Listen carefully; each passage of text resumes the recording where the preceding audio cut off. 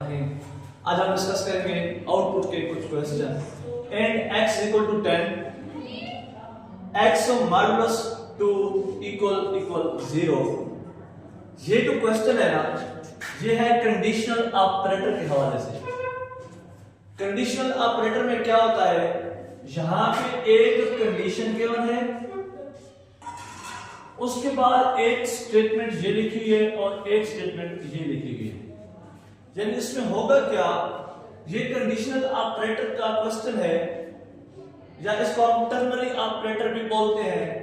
अगर ये condition true हो जाती है तो ये स्टेटमेंट चल जाएगी, अगर ये कंडीशन ट्रू नहीं होती तो ये कंडीशन चल जाएगी। तो देखिए हमारे पास एक वेरिएबल था x, हम यहां पे वेरिएबल बना लेते हैं। वेरिएबल के अंदर जो वैल्यू इनपुट है ना वो है 10, इसके नाम 10 लिख दिया। अब देखिए 10 जो है ये मॉडुलस है 2 के, यानी ये मॉडुलस ऑपरेटर लगा हुआ है। मॉडुलस ऑपरेटर का मतलब क्या हुआ कि यहां पे वो रिमाइंडर बचाएगा कि अगर रिमाइंडर 0 आता है तो कंडीशन ट्रू है, अगर रिमाइंडर 0 नहीं आता तो कंडीशन गलत है। अगर 2 को हम 10 पे डिवाइड करें तो रिमाइंडर 0 आएगा, मतलब ये है ये कंडीशन ट्रू हो गई। अगर ये कंडीशन ट्रू हो जाती है तो क्वेश्चन मार्क के बाद जो स्टेटमेंट पड़ी है ये एग्जीक्यूट होगी। क्या लिखा हुआ है प्रिंटफ में E1, तो इसकी जो आउटपुट आ जाएगी वो E1 आ जाएगी। ये हमारा पार्ट 1 था, अब हम इसका पार्ट 2 देखते हैं। यहां भी जो है लॉजिकल ऑपरेटर लगा हुआ है नॉट इक्वल, रिलेशनल ऑपरेटर है किस्म का। इसमें क्या होगा, वो कहता है ये आपका है 1 कि जो 1 है क्या ये 1 इक्वल है 2 के। इसमें देखें 1 है, अगर हम पहले से करते हैं इक्वल 2 के, इसका मतलब ये होता है कि 1 जो है क्या ये 2 के बराबर है, एक बार। दूसरी बात यहां पे इस इक्वल को हटा के उसने यहां पे नॉट लगा दिया है, यानी एक जो है ये 2 के बराबर नहीं होता। अगर ये कंडीशन ट्रू हो जाती है, देखिए ये इफ है ये एल्स है, अगर कंडीशन ट्रू होती है तो ये स्टेटमेंट चलेगी, गलत होती है तो ये चलेगी। देखें एक जो है क्या 2 के इक्वल है, नहीं है, और उसने कहा भी है कि नहीं है, तो मतलब उसकी जो बात है वो ठीक है, तो कंडीशन ट्रू हो गई। अगर कंडीशन ट्रू हो गई है तो ये हमारे स्टेटमेंट आ जाएगी, आउटपुट क्या आ जाएगी, ओके। अब जरा इसका पार्ट 3 देख लेते हैं।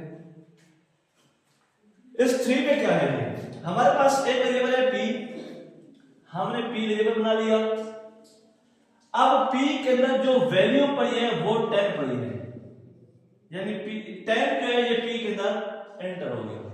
अब क्या हुआ, फिर नॉट ऑपरेटर लगा हुआ है, वो कहता है if p not equal to 10, यानी क्या 10 जो है ये 10 की इक्वल नहीं है, 10 तो 10 की इक्वल है, मतलब ये कंडीशन गलत है। जैसे कंडीशन फॉल्स हुई तो ये वैल्यू नहीं चलेगी, तो फिर जाहिर है इसको करना होगा, तो p के अंदर 10 के बजाय क्या आ जाएगा, 5 आ जाएगा, हमारी जो आउटपुट है वो 5 आ जाएगी। इसको देखें,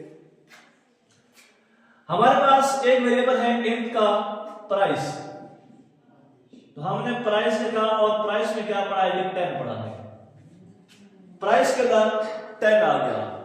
इफ लगा हुआ है तो फिर ये सिलेक्शन सब्ट्रैक्ट करें, इनमें से कोई एक ठीक होगा, अगर कंडीशन ठीक हो गई तो ये चलेगा, कंडीशन गलत हो गई तो ये चलेगा।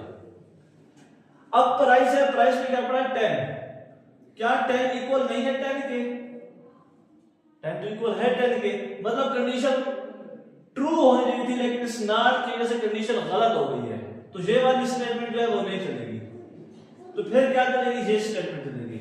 अब इसमें क्या है, इसका मतलब क्या है, ये लिखा हुआ है प्राइस प्लस इक्वल टू, यानी इसका मतलब ये है कि जो प्राइस है इसको इक्वल करो प्राइस प्लस 2 के, यानी जो वैल्यू प्राइस में पड़ी है उसके अंदर 2 को ऐड करो। प्राइस में 10 पड़ा था, यानी 10 के अंदर 2 को ऐड करो, जो आंसर आ जाएगा उसको प्राइस में डाल दो, यानी अब 10 के बजाय इसकी वैल्यू अपडेट होगी 12 हो जाएगी, तो हमारी जो आउटपुट आएगी वो 12 आएगी। इसको देखिए, ये इंपॉर्टेंट है, मैं स्टार मार्क कर रहा हूं, ये क्वेश्चन इंपॉर्टेंट है। इसके अंदर एक ट्रिकी पॉइंट है। ट्रिकी पॉइंट क्या है जी? चलिए हम इसको स्टार्ट करते हैं ना, जस्ट मैं इसको साफ। ये क्वेश्चन क्यों इंपॉर्टेंट है देखें, चलिए हम स्टार्ट करते हैं। इंट वेरिएबल है p, इसका दूसरा है q, p के अंदर पड़ा है 3 और q के अंदर पड़ा है 5। जब हमारे पास दो वेरिएबल थे, इंट डेल्टा है, यहां पे एक कंडीशन लगी है,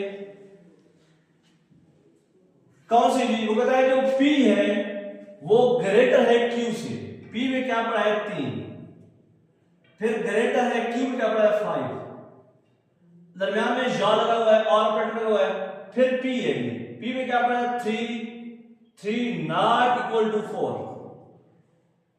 देखिए ये कंडीशन ट्रू है, 3 तो 5 से ग्रेटर नहीं है, मतलब ये कंडीशन गलत है। आगे और ऑपरेटर लगा हुआ है, अगर यहां पे एंड ऑपरेटर होता तो इसमें ये कंडीशन चेक ही नहीं करनी थी, आंसर इसने दे देना था इस कंडीशन की बुनियाद पे। अगर एंड होता कि मुझे कंडीशन फॉल्स हो गई है तो अगली कंडीशन कुछ चेक भी नहीं करेगा, लेकिन आर अगर होता, अगर ये कंडीशन ट्रू हो जाती, आगे आर था इसमें फिर कंडीशन चेक नहीं करनी थी। यानी ये फर्क समझे, अगर यहां पे एंड ऑपरेटर है, अगर एंड से पहले वाली कंडीशन गलत हो जाती है तो दूसरी कंडीशन चेक नहीं होगी। अगर और ऑपरेटर है, अगर और ऑपरेटर से पहले वाली कंडीशन ट्रू हो जाती है तो दूसरी कंडीशन चेक नहीं होगी। यानी एंड में अगर पहली कंडीशन गलत हो जाए तो दूसरी चेक नहीं होगी, और आर के अंदर अगर पहली ठीक हो जाए तो दूसरी चेक नहीं होगी। लेकिन यहां पे गलत हो गई है, गलत होने की सूरत में क्या होगा, दूसरी कंडीशन चेक होगी। दूसरी क्या है, 3 जो है ना 4 की इक्वल नहीं है, बिल्कुल नहीं है, मतलब ये कंडीशन ट्रू हो गई। कंडीशन ट्रू हो गई तो इसका मतलब है कि ये स्टेटमेंट चलेगी।